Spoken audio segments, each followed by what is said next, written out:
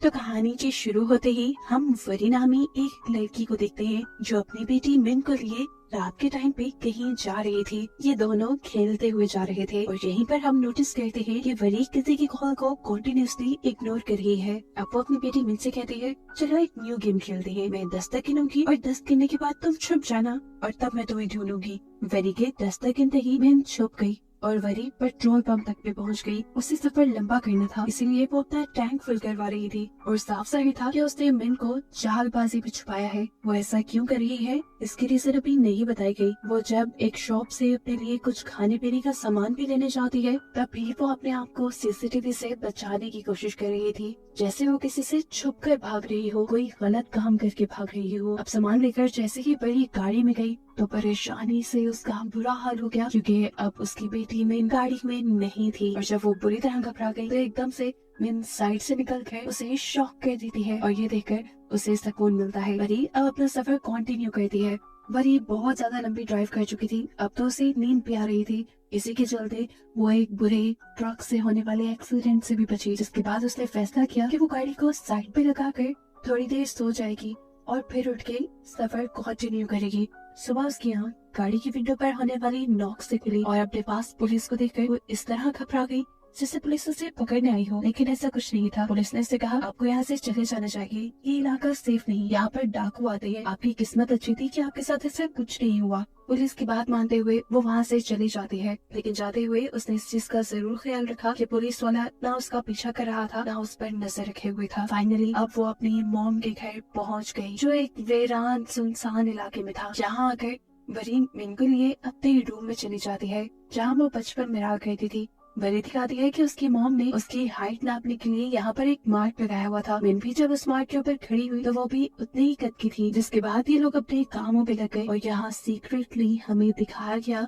कि वरी के बैग में एक रिवॉल्वर भी है। अचानक उनके दरवाजे पे होने वाली नॉक वरी को चौंका देती है और वो बड़े ही डरते हुए दरवाजे पर चेक करने के लिए जाती है।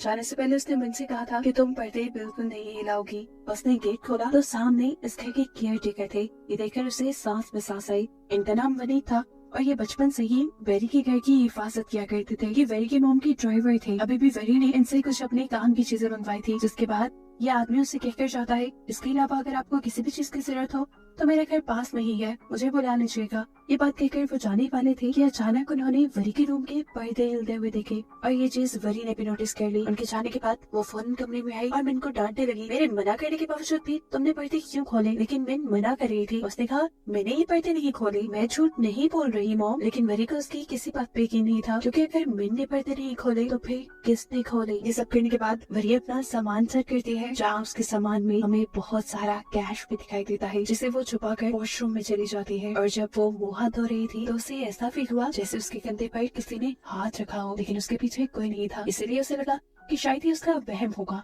खाना खाने के बाद अब वरी और मिन टीवी देखने के लिए बैठ जाते हैं, लेकिन टीवी के ऑन होते ही उन्हें टीवी के अंदर एक अजीब और गरीब सा साया दिखाई देता है, जिसे देखते ही मिन डर जाती है और टीवी भी फौरन बंद हो जाता है। मौसम भी अचानक ही खराब हो गया। वरी को भी अब हल्का सा डर लगा था, लेकिन वो मिन को ये सब शो नहीं कर सकती थी, इसलिए वो मिन को लिए सोने चली जाती है। रूम में जाने से पहले इन्हें वहाँ पर एक लॉक कमरा दिखाई देता है, जिसके बारे में विन जब वरी से पूछते हैं कि इसके अंदर क्या है, तो वरी जवाब में कहती है, इसके बारे में तो मुझे भी कुछ नहीं पता, क्योंकि आज तक मैं इस कमरे में गई ही नहीं। खैर अब अगला दिन हो जाता है। वरी और मिन जब खाना खा रहे थे तो एकदम से दोबारा उनके घर की लाइट फ्लिकर होने लगी और इसी टाइम पर मिन को वरी के पीछे एक बहुत ही खतरनाक भूत दिखाई दिया, जिसे देखकर वो चिल्ला दी। वरी को लगा कि शायद मिन अंधेरे से डर रही है और फिर उसे याद आया कि उसके घर पर तो जनरेटर भी है। वो मिन को लिए जनरेटर ऑन करने के लिए चली गई, जहाँ जाने पर उसने देखा कि वो जनरेटर बहुत बड़ा था। ये जनरेटर तो किसी मिल को बिजली सप्लाई करने वाला लगता था।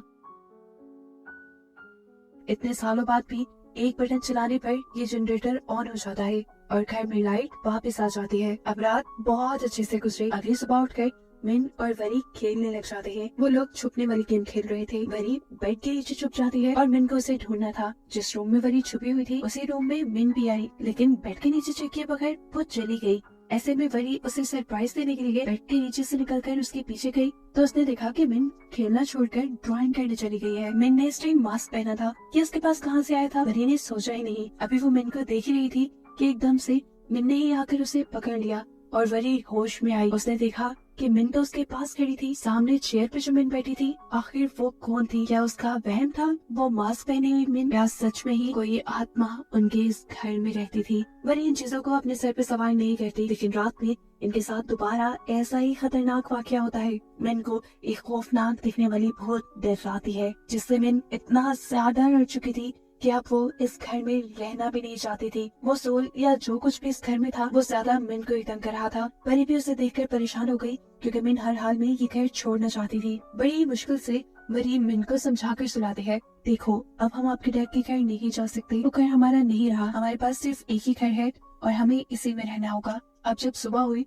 तो दोबारा हम वरी को मिन के साथ खेलते हुए देखते हैं, और इस टाइम पर वरी को दोबारा मास्क पहनी हुई वही छोटी लड़की दिखाई देती है। वरी को लगा कि ये बाहर से आई होगी। वरी जब उसे चेक करने के लिए गई तो वो लड़की आगे आगे भागने लग गई। वरी ने भी काफी उसका पीछा किया और फिर वो लड़की गायब हो गई। उस टाइम वरी बुरी तरह कंफ्यूज हो चुकी थी कि आखिर वो लड़की है कौन। अभी वो यही सोच रही थी कि उसे ऊपर मिन की चिल्लाने की आवाजें आई। सब कुछ छोड़ छाड़ कर वो भाग कर मिन के कमरे में गई। पहले तो दरवाजा ही नहीं खुला, और जब उसने जोर लगाकर दरवाजा खोला तो अंदर मिन के कमरे का पूरा फर्नीचर हवा में लटका हुआ था। वरी भी बुरी तरह घबरा गई। उसे मिन कमरे में कहीं नजर नहीं आई, क्योंकि मिन तो उस भूत से डरते हुए अलमारी में जा चुकी थी। ये बात अभी वरी को नहीं पता थी।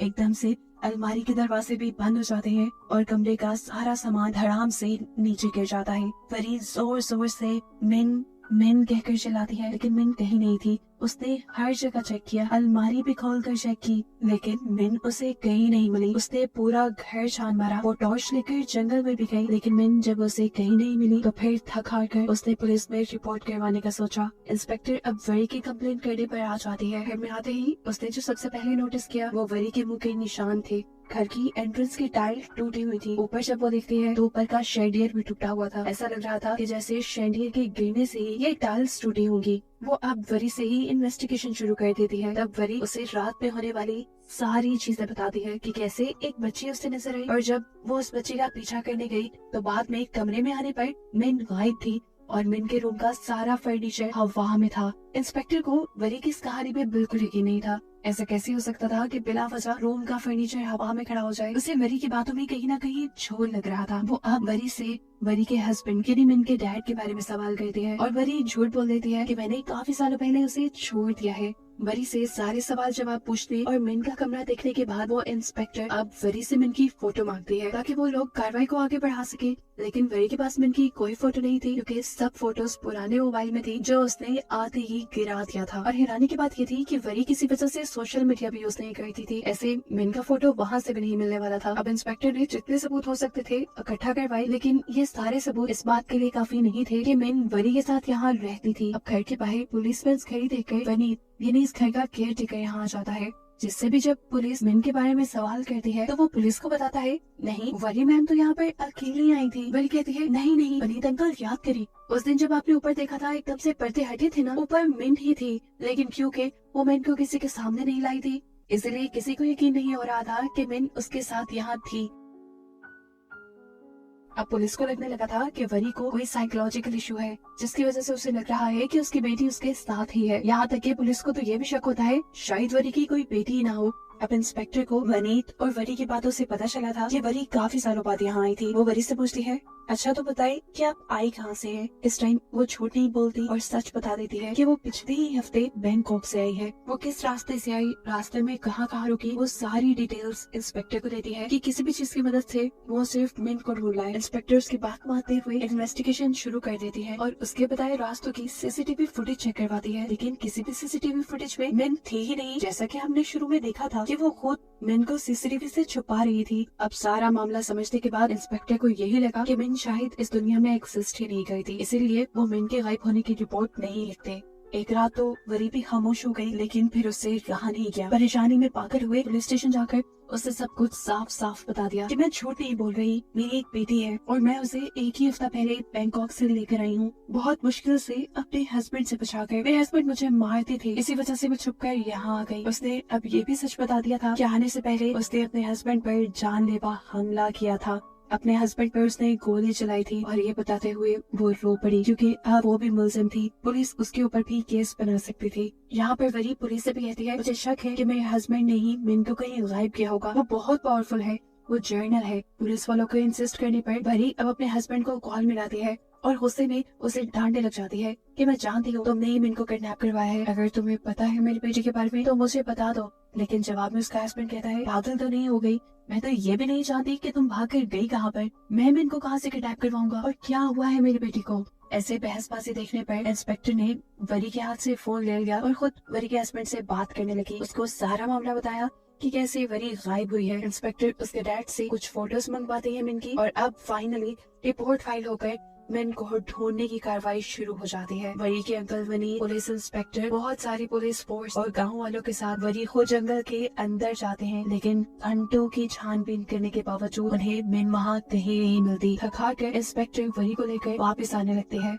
अब बारिश में हो रही थी, इंस्पेक्टर का बारिश में बैठना बिल्कुल भी सेफ नहीं था, इसलिए वो लोग वरी के घर पे आ गए। अब इस घर में आने पर इंस्पेक्टर को वो रूम नजर आता है जिसके ऊपर ताला लगा हुआ था। इंस्पेक्टर इस रूम के बारे में पूछती है तो वही जवाब देती है कि ये रूम कई सालों से बंद है, इसे तो मैंने भी कभी नहीं देखा। इसके अलावा मैंने सारे कमरे दसों बार चेक किए हैं लेकिन मिन कहीं नहीं है। पुलिस इंस्पेक्टर उसकी बातों पे ज्यादा ध्यान ना देते हुए इस कमरे के ताले को तोड़ती है क्योंकि इसकी चाबी उनके पास नहीं थी। इसको खोलते ही पुलिस इंस्पेक्टर तो क्या वरी भी हैरान परेशान रह गई। ये दरवाजा एक सीक्रेट बेसमेंट तक जाता था। ये लोग तभी पाँव उस बेसमेंट के अंदर जाने लगते हैं, इस चीज से अनजान कि वो रूम जो इन सबको तंग कर रही है वो इस वक्त ठीक इन दोनों के पीछे है, जिसे मूवी में दिखाया भी जाता है। इस बेसमेंट के अंदर बहुत सारी मशीनरी लगी हुई थी और एक कैबिन भी बना हुआ था कांच का, जिसे देखकर इंस्पेक्टर तो समझ गई कि ये किसी किस्म की लैब है और यहाँ पर एक्सपेरिमेंट्स होते रहे हैं। लेकिन वरी सच में इन चीजों के बारे में नहीं जानती थी। मिरर के कैबिन के ठीक ऊपर ब्लैक कलर का गोल सर्कल बना हुआ था, जैसे किसी चीज के जलने की वजह से बना हो, लेकिन शॉर्ट सर्किट की वजह से इतना प्रॉपर गोल सर्कल बनना पॉसिबल नहीं था। ये लोग जब चेक करते हैं तो इसी बेसमेंट के ठीक ऊपर वाले रूम में फ्लोर पर भी ऐसा ही सर्कल था और इससे ऊपर जो रूम था वरी का, वहाँ के फ्लोर पे भी सेम ऐसा ही ब्लैक सर्कल था और ऊपर वाले होल के ऊपर वही अलमारी थी जिसके अंदर से मिन गायब हुई थी। इन चीजों को देख और सुनकर तो फोरेंसिक वाले भी बहुत हैरान थे। बहुत सी कोशिशों के बावजूद भी इन लोगों को मिन कहीं नहीं मिलती और नाचार इंस्पेक्टर को वरी को ये कहना पड़ता है कि उन्हें मिन कहीं नहीं मिली और ना ही मिन के मिलने की उन्हें कोई उम्मीद है। उदास परेशान वरी उन्हें कुछ भी न कह सकी और अपने घर रुक गई। इंस्पेक्टर वगैरह सब चले गए और रात भी हो गई।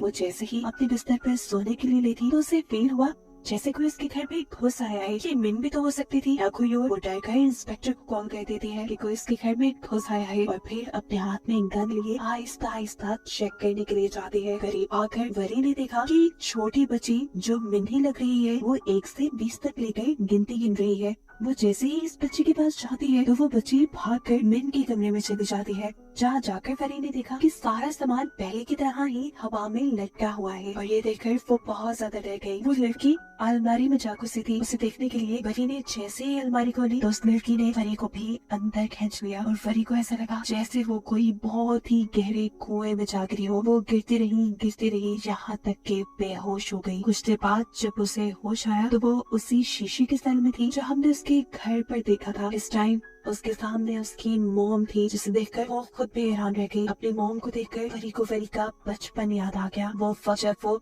अपनी फैमिली के साथ टाइम स्पेंड करने के लिए तरसती थी, अपनी मॉम के साथ टाइम स्पेंड करने के लिए तरसती थी। वक्त था ये 1991 का। सीन सारे पास्ट में जा चुके हैं और हम वरी की बचपन की कहानी देख रहे हैं। वरी बहुत ज्यादा एक्साइटेड है क्योंकि आज उसे अपने मॉम डैड के साथ सैर के लिए जाना है, लेकिन अनफॉर्चुनेटली उसकी मॉम को साइट से कॉल आती है और पता चलता है कि डैम में कुछ गड़बड़ी आ गई है, जिसकी वजह से उसे फौरन ही डैम के लिए निकलना पड़ जाता है और आज भी वरी का प्लान कैंसिल हो जाता है। यहाँ पर हमें रिवील होता है कि वरी की मॉम एक इंजीनियर थी। इन लोगों की बातों से यहाँ हमें पता चलता है कि ये लोग यहाँ पर जो कुछ भी बना रहे थे या कर रहे थे उसमें पिछली 35 बार से ये लोग नाकाम हो चुके हैं।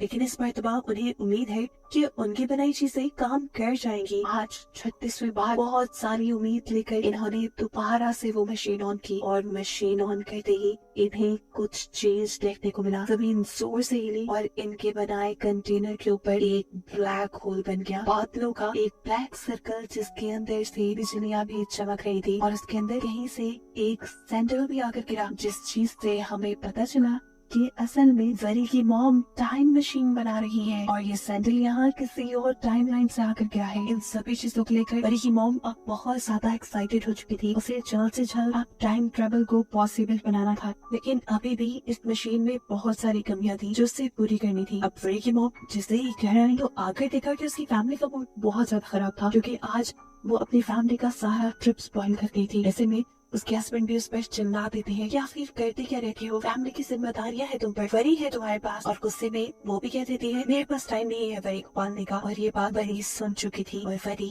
इस बात से अंदर तक टूट गई। अपनी इस बात का खमियाजा भुगतने के लिए अगले दिन वरी की मॉम ने वरी के साथ दोबारा ट्रिप प्लान किया, लेकिन रास्ते में भी उसका सारा ध्यान अपने टाइम मशीन वाले एक्सपेरिमेंट पर था। एक मरतबा फिर इसी चीज को लेकर उसकी और उसके हस्बैंड के दरमियान में बहस हो गई। बहस इतनी बढ़ गई कि गुस्से में वरी की मॉम ने खुद स्टीयरिंग व्हील पकड़कर गाड़ी साइड पे लगाई और गाड़ी से उतर गई। वरी पीछे से कहती रह गई, मॉम मत जाए वहाँ पर। लेकिन वरी की मॉम ने एक नहीं सुनी और एकदम से पीछे से एक ट्रक ने आकर वरी और उसके डैड की कार को हिट कर दिया। वो दोनों मारे गए। यानी यहाँ पे एक सबसे बड़ा ट्विस्ट ये रिवील होता है कि मूवी के जिस मेन कैरेक्टर वरी को हम देख रहे थे वो तो आज से कई साल पहले यानी 1991 में ही मारी गई थी। तो अब कौन सी वरी थी ये दिन था 14 मार्च 1991 का। वरी की मॉम को इस हादसे ने पागल बना दिया था। अब वो हर रोज दिन रात यही डेट बार बार बोलती रहती थी। उसका बस नहीं चलता था कि किसी तरह वो टाइम में पीछे जाए और 14 मार्च के उस दिन को ठीक कर दे, उस हादसे को रोक ले जिस दिन उसकी बेटी और उसके हस्बैंड उससे बिछड़ गए थे। सालों गुजर गए, वरी की मॉम इस दुख से बाहर नहीं निकल पाई। हालांकि उन्होंने साइकियाट्रिस्ट की भी हेल्प ली, लेकिन उन्होंने अपने आप को अपने हस्बैंड और बेटी का कातिल मान लिया था। यहाँ तक कि ये नौबत भी आ गई कि वरी की मॉम ने सुसाइड करने की सोची। और ठीक जिस टाइम वो डैम में जंप करने के लिए गई तो एकदम से डैम के अंदर एक वार्म होल बन गया, जिसे देखकर वो पूरी तरह घबरा गई और उनका सैंडल उस वार्म होल के अंदर गिर गया,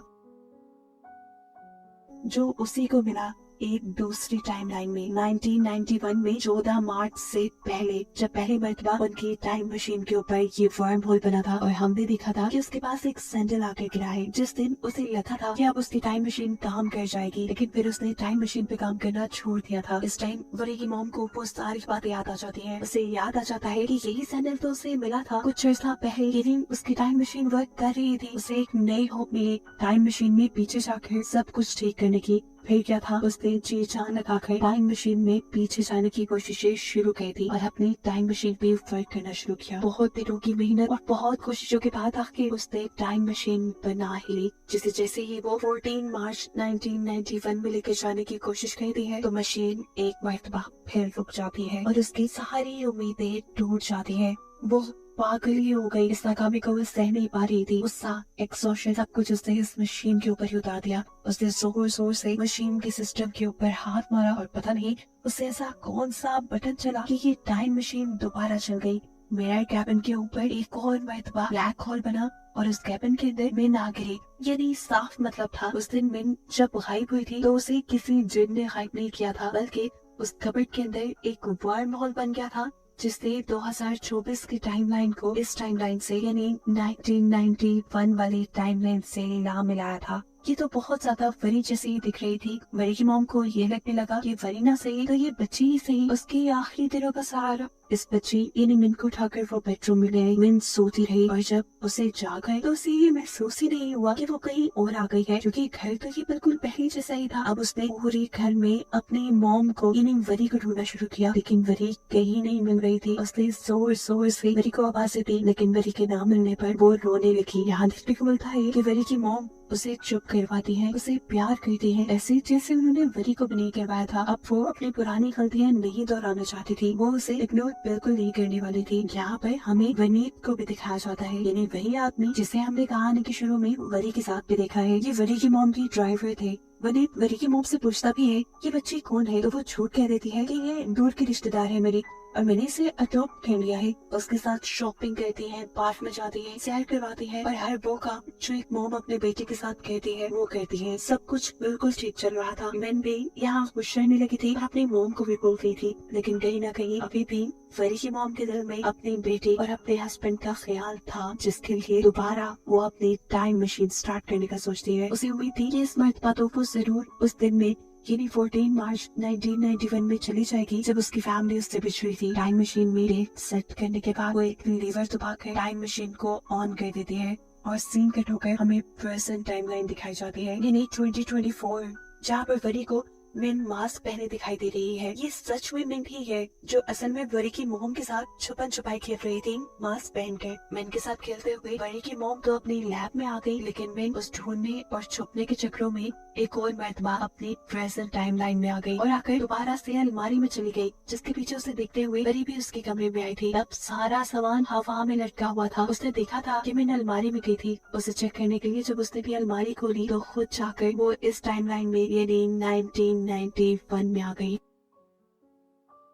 और सीन कट होकर हमें वहीं से दिखाया जाता है जहाँ पर इस ग्लास बॉक्स के अंदर वरी को होश आया है और वो अपनी मॉम को देखकर शौक है। उसे खुशी है, परेशानी है, कुछ समझ नहीं आ रही, लेकिन वो मॉम कह गई है। और इस चीज से वरी की मॉम बहुत ज्यादा परेशान है, क्योंकि उसने कभी इस लड़की को ना तो देखा है, ना ही वो उसको जानती है। फिर वो लड़की उसे मॉम क्यों कह रही है? वरी को ये लग रहा था कि वो मरकर आफ्टर वर्ल्ड में आ गई है, जहाँ पर उसकी मॉम भी है और ये उनका रीयूनियन है, यानी वो लोग दोबारा मिल रहे हैं। तभी ही वरी अब अपनी पॉकेट से गन निकालती है, जिसे देखकर वरी की मॉम और भी ज्यादा परेशान हो जाती है और उसे गन नीचे रखने के लिए कहती है। जबकि सीन कट होकर हमें प्रेजेंट टाइम में यानी 2024 में दिखाया जाता है कि अब पुलिस इंस्पेक्टर भी वरी के घर आ चुके थे, जिन्हें घर आने पर अब तो वरी भी नहीं मिले। इन्होंने पूरा घर छान मारा, जंगल देख लिया, हर जगह देख ली, वरी कहीं नहीं थी। घर की तलाशी लेने पर इन्हें बहुत सारा कैश और पिस्टल मिले, जो ये साबित कर रहे थे कि वरी यहाँ से कहीं भागी नहीं बल्कि गायब ही हुई है। अगर वो भागती तो पैसे और चीजें लेकर ही भागती ना। सीन कट होकर दोबारा हम देखते हैं कि 1991 में वरी की मॉम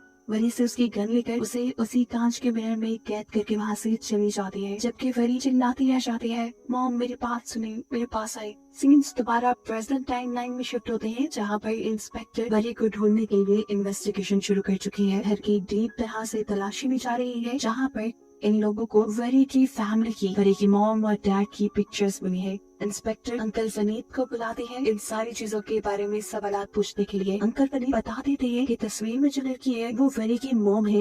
इंस्पेक्टर पूछते हैं वरी की मॉम क्या काम करती थी? तब वनीत अंकल बताते हैं कि वो प्रोफेसर थी और पास के ही हाइड्रोलिक डैम की इंजीनियर भी थी। वो वनीत से पूछते हैं कि घर में लैब क्यों बनाई गई है? लैब के बारे में तो वनीत को भी कुछ नहीं पता था। हाँ, बस वो इतना जानता था कि आज से 30 साल पहले वरी की मॉम यहाँ से ये सब कुछ छोड़कर जा चुकी थी। कई दिन इसी इन्वेस्टिगेशन में गुजर जाते हैं और 1991 वाली टाइमलाइन में भी कई दिन गुजर जाते हैं। वरी इसी तरह भूखी प्यासी रहती है और एक दिन वरी की मॉम उसके लिए खाना ले आते हैं। डरते हुए खाना उसके कैबिन में रखने के बाद वो उससे पूछती है, अच्छा बताओ कौन हो तुम और यहाँ क्यों आई हो? क्या मकसद है तुम्हारा? कैसे आई हो यहाँ पर? वरी बताते हैं, मैं इसी घर में रहती हूँ, पता नहीं कैसे मैं अपने बेटे को ढूंढ रही थी, वो अलमारी में जाकर छुपी थी, मैंने अलमारी खोली और पता नहीं कैसे मैं यहाँ आ गई। अब ये जानकर कि वरी मिन को ढूंढने के लिए यहाँ आई है, वरी की मॉम ने दोबारा वरी का कैबिन बंद किया और ऊपर आ गई, क्योंकि अब वो मिन को खोना नहीं चाहती थी। उसने मिन को अपनी बेटी मान लिया था। वो अब वरी की निगरानी के लिए वनीत अंकल को भेज देती है, जबकि यहाँ पर वरी को अजीब घुटन होने लगी थी। उसे किसी भी हाल में या तो अपनी बेटी को ढूंढना था या अपने घर वापस जाना था। उसे कुछ समझ नहीं आ रही थी। अपने आप को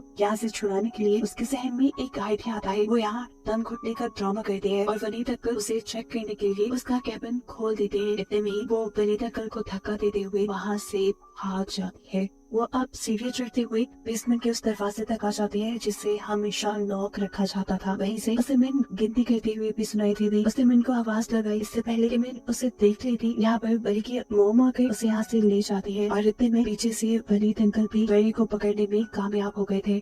अब सीन यही से कट होकर हमें 2024 की दोबारा टाइमलाइन दिखाई जाती है। पुलिस, फॉरेंसिक सभी लोग बुरी तरह वरी को ढूंढने की इन्वेस्टिगेशन कर रहे हैं। ये मिस्टीरियस घर कैसे लोगों को निकल रहा है किसी को समझ नहीं आ रही।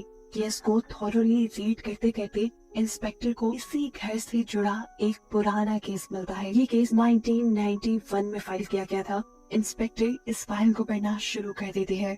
इसी फाइल में मौजूद सबूतों में एक रिवॉल्वर भी था, जिसे इंस्पेक्टर ने फोरेंसिक में टेस्ट करवाने के लिए भेज दिया। जब उसके बारे में इंफॉर्मेशन मुकम्मल होकर इन्हें पता चली तो इंस्पेक्टर भी हैरान हो गई, क्योंकि उस रिवॉल्वर को 2020 में खरीदा था, वो भी वही के हस्बैंड ने। तो ऐसा कैसे हो सकता था कि ये 1991 के सबूतों में हो? इन्हीं सारे सबूतों में इन्हें एक ऐसा पेज भी मिला जिसके ऊपर एक फोन नंबर लिखा हुआ था, और ये तो और भी ज्यादा चौंका देने वाली बात थी, क्योंकि 1991 में फोन्स हुआ ही नहीं करते थे। इंस्पेक्टर जब इसकी और जांच पड़ताल करती है तो उसे पता चलता है कि ये तो वरी का नंबर है, और यहाँ लिखा था कि ये नंबर लाश के पास से मिला था, और फाइल में लिखा था कि ये नंबर उस घर में, और फाइल में लिखा था कि ये नंबर उस घर में पड़ी एक लाश के पास से मिला था। इतनी सारी चीजें जानने के बाद इंस्पेक्टर समझ गई कि वरी ही खुद टाइमलाइन में पीछे जा चुकी है, इसलिए तो उसका रिवॉल्वर भी 1991 वाले सबूतों में था, और उसका फोन नंबर भी। अब उसे ये भी पता था कि 1991 में वो मर चुकी है। ये जानकर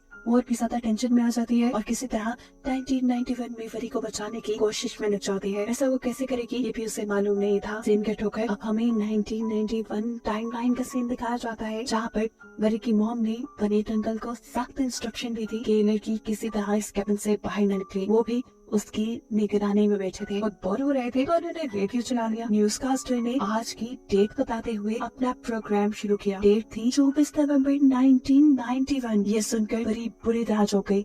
उसने वनीत अंकल से कहा, कौन सा सन है ये? 1991। तो जवाब में वनीत अंकल ने कहा, तो इसमें तो हैरान होने वाली क्या बात है, 1991 ही है। उसके लिए तो हैरान होने वाली बात नहीं थी, लेकिन वरी के लिए थी, जो ये बात समझ गई थी कि वो टाइमलाइन में पीछे आ चुकी है। ये सारी बात समझते ही अब वो वनीत अंकल को सारा मामला समझाने लगती है। लेकिन वनीत अंकल, मैं वही हूँ, आप लोगों की वही, मैं फ्यूचर से आई हूँ, और आपकी बहन वो मेरी मॉम है, वो मुझे पहचान नहीं पा रही। मुझे पता है मेरी बेटी भी यही आई होगी, उन्होंने मेरी बेटी बिन को कैद किया हुआ है। इसकी सारी बातें सुनने के बाद वनीत अंकल कहते हैं, चुप भी करो की लड़की, ये देखो, ये है हमारी परी, जो आज से कई महीनों पहले ही मर चुकी है। अब इसी टाइमलाइन के अंदर, यानी 1991 के अंदर, हम मिन को देखते हैं, जो वरी की मॉम के साथ खाना खा रही थी, तभी उसी वरी की मॉम के पीछे वो खौफनाक भूत दिखाई दिया। वही भूत जो उसे प्रेजेंट टाइमलाइन में भी दिखाई देता था और तंग करता था। उसे देखकर वो चिल्लाने लगी, और सीन कट होकर हमें प्रेजेंट का सीन दिखाया गया। यहाँ पर अब इन्वेस्टिगेशन के लिए वरी के हस्बैंड खुद आ चुके हैं, जो कि एक जर्नल भी है। उन्हें वरी और अपनी बेटी मिन का पता चलाना है। इसकी सारी डिटेल्स लेने के बाद ये लड़का उनसे पूछता है कि 1991 में वहाँ जिसकी लाश मिली थी वो लड़की कौन थी। पुलिस इंस्पेक्टर बताते हैं कि ये बात तो आज तक मिस्ट्री ही है। ये सारी बातें सुनने के बाद अब वरी के हस्बैंड वरी के घर चले जाते हैं इन्वेस्टिगेशन करने के लिए, और दोबारा से हमें 1991 वाली टाइमलाइन में वरी को दिखाया जाता है। उसे किसी तरह बाहर निकलना था, अपनी मॉम से मिलना था, उन्हें सारी बातें बतानी थी, लेकिन ये वनीत अंकल कुछ करने ही नहीं दे रहे थे। उसकी बातों से पक पक से अब वो तंग आ गए। ये सारी बातों का यकीन दिलाने के लिए वो बार बार बोल बोल के अपनी बातें समझाने की कोशिश करती है, लेकिन वनीत अंकल की बक बक से तंग आ जाते हैं और उसका कैबिन लॉक करते हुए बेसमेंट से बाहर आकर पहरा देने लगते हैं। और इस टाइम पर वरी को गुस्सा आ जाता है। प्लीज गुस्से में इस जुनून में वो जैसे पागल हो जाती है और अपनी कैबिन का कांच ही तोड़ डालती है। इस चीज का अंदाजा जैसे ही वनीत अंकल को हुआ, वो भी फौरन उसे पकड़ने के लिए बेसमेंट के अंदर आई, उसी की गन लिए हुए। जिससे पहले कि वो ये गन चला देते, वरी एकदम से उनके ऊपर ही हमला कर देती है और उन्हें नीचे गिरा कर जमीन पर पड़ा हुआ कांच उनकी आंख में छुपा देती है, यानी आंख में स्टैब कर देती है, जिससे उनकी आंख पूरी तरह फट गई। और 2024 में आज तक उनकी आंख पे ये निशान देखा जा सकता है। वरी उनको मार भी सकती थी, लेकिन उसने नहीं मारा, क्योंकि उसे वनीत अंकल से काफी लगाव था। वो अब बेसमेंट से बाहर निकल आई अपनी बेटी यानी मिन को ढूंढने के लिए। थोड़ा बहुत ढूंढने के बाद से मिन एक कमरे में सोई हुई मिल भी गई, जिसे देखकर उसकी जान बचान आई। लेकिन इससे पहले कि वो ऐसा करती, उसकी मॉम उसके सामने आ जाती है और एक झटके से वरी को मिन से दूर करते हुए कमरे से बाहर जाती है। उन्होंने धक्का देते हुए वरी को रेलिंग के साथ लगा दिया और पूछा, कौन हो तुम, यहाँ चाहती हो? वरी अब भी बोली, मैं आपकी बेटी हूँ और मिन मेरी बेटी है। पता नहीं कैसे, लेकिन 2024 से मैं यहाँ पर आ गई। मैं आपकी बेटी को नहीं मारना चाहती, मेरा ऐसा कोई गलत प्रोग्राम नहीं है। वरी की मॉम ये सब समझ भी सकती थी। टाइम मशीन तो उसने खुद बनाई थी, लेकिन उसे ये डर लग रहा था कि कहीं ये वरी मिन को ले ना जाए, उसकी बेटी उससे छीन ना ले, इसलिए वो उसकी बात नहीं सुनती और उसे रेलिंग से धक्का दे देती है। उसका फिर पहले शैंडियर से टकराता है और नीचे गिरने के बाद शैंडियर आकर उसके मुंह में गिर जाता है, जिससे उसकी मौत हो जाती है और उसका चेहरा भी जल जाता है। ऐसे में कोई भी उसे देखकर पहचान नहीं पाया कि ये वरी ही है। यहाँ 2024 की टाइमलाइन में जहाँ इंस्पेक्टर इस सारे केस के ऊपर रिसर्च कर रहे थे, उन्हें भी वरी का जला हुआ चेहरा नजर आ रहा था, इसलिए वो नहीं कि ये वही ही है। लेकिन अब इस इंस्पेक्टर को बहुत कुछ जानने के बाद समझ आ गई थी कि 1991 में जिस लड़की की डेड बॉडी मिली थी, जिसे 1991 में कोई भी आइडेंटिफाई नहीं कर पाया था, किसी ने भी पहचाना नहीं था, वो असल में वरी की ये बॉडी थी जो न जाने कैसे लेकिन एक पिछली टाइमलाइन में चली गई थी। ये सब जानने के बाद उसकी आंखों से आंसू टप टप गिरने लग जाते हैं और इतने में वरी के हस्बैंड पुलिस की पूरी टीम लिए इस घर पे भी पहुंच जाते हैं। उसे देखते ही इंस्पेक्टर पागलों की तरह उसके ऊपर हमला कर देती है और उसे नीचे गिराकर वो मारने लगती है, ये कहते हुए कि सिर्फ तुम्हारी वजह से वरी का यह हाल हुआ। वरी को क्या हुआ था उन्हें तो पता ही नहीं था, वो तो यही कंफ्यूज खड़े हुए थे। अब इंस्पेक्टर उनके मुंह पे फाइल वाला एल्बम मारती है और कहती है ये लो अपनी वरी की डेड बॉडी की फोटोज, इससे ज्यादा तुम्हें कुछ नहीं मिलने वाला। ये कहकर वो वहाँ से चली गई। जबकि 1991 की टाइमलाइन में हम देखते हैं कि वरी के मरने के बाद वरी का फोरेंसिक करने के लिए पूरी टीम आ चुकी थी। यह हादसा इतना अजीब था कि इसकी वजह से मिन के ऊपर भी काफी असर पड़ा था। वरी की मॉम मिन को लेकर हॉस्पिटल गई तो डॉक्टर्स ने बताया कि मिन की याददाश्त चली गई है और इसके बाद से वरी की मॉम ने मिन का नाम मिन छोड़कर वरी रख दिया, जिसके बाद वो इस छोटी वरी यानी मिन को यहाँ से लेकर ये घर छोड़कर चली गई और वरी की सोल इसी घर में भटकती रही। जिस सोल को इस मूवी में बार बार दिखाया जा रहा था वो और किसी की नहीं थी बल्कि वरी की ही थी, जो अपनी बेटी के लिए यहाँ इस घर में थी। इसलिए वो मिन को ज्यादा नजर आती थी। काफी अर्सा गुजरा और मिन भी बड़ी हो गई, जिसकी शक्ल अब हूबहू वरी जैसी दिखती थी। और फिर कहीं जाकर वरी की मॉम को यकीन हुआ कि उस दिन टाइम मशीन के अंदर जो लड़की आई थी वो और कोई नहीं, यही मिन, यही वरी थी। और ऐसा कैसे हो सकता था कि एक वरी टाइम मशीन में भी थी, वो मर भी गई और एक वरी अब उनके पास भी है। इसी कंफ्यूजन में फंसकर ये प्रोफेसर यानी वरी की मॉम मर जाती है, जिनके मरने के बाद मिन यानी वरी बिल्कुल अकेली हो गई और उसने फिर शादी कर ली। और जब उसकी बेटी हुई तो उसने उसका नाम मिन रखा। काफी अर्सा तक उनकी लाइफ काफी अच्छी रही, लेकिन आहिस्ता आहिस्ता उनकी लाइफ भी अजीब होने लगी। लाइफ में हजारों मसले आ गए। उसका हस्बैंड जो कि एक जर्नल था वो उस पर रोप जमाया करता था, उसे मारता था, कहीं जाने नहीं देता था। और इस सबसे तंग आकर एक दिन वरी ने